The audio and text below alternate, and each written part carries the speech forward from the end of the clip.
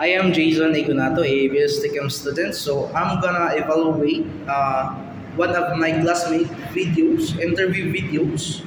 So, and the interviewer's job or position can be classified as a professional according to the standard definition of term professional. So, I can say the I in classical way. So I will explain the term of standard, term of professional. So I explain the standards and term of professional. So the standard or the high professionals is like the gold with degree. So with degree, nakagraduate na ka na or imo gila profession is like course nakagraduate na ka na. So for example is a engineer or some yung mga kanang mga license ba nga na bala siya mga professional kanang mga engineer, doctors, teacher, yeah, that's called professional kanang nakagraduate sila kuan degree. Yeah. What are the interviewer's strength and weaknesses? So, based on my observation on the video, so the weakness of the interviewers is madistract siya sa mga sounds. Even though, makuan siya sa iya,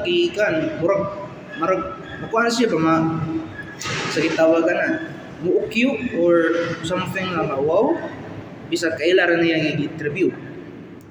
So how effective is the interviewer's communication style? So if I'm not really sure that if it is a effective, but I'll say not bad but it's not good either. It's like 50-50. So as a interviewers, as we act as a professional, even though it's not in the company, but in other we need to be serious. Yeah, we need to be serious. Although the communication styles that it's like as you can see as you can see the video of Adrian is like nasa sila mga kuan, tatawa rin sila ba? Yan na.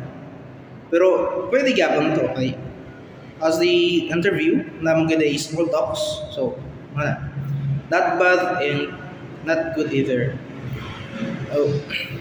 Are there any distracting or unnecessary elements in the interview?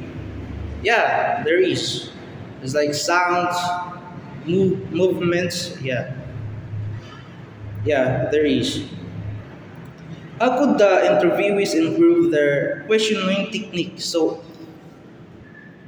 he can improve the questioning technique by his own. So, parang diretso siya, walay movements or something. While the question siya, dili siya maglihok. Nga na, seryoso gid siya ba?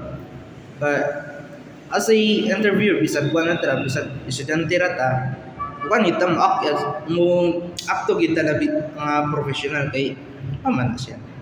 Kay basin ko na may mukha HR.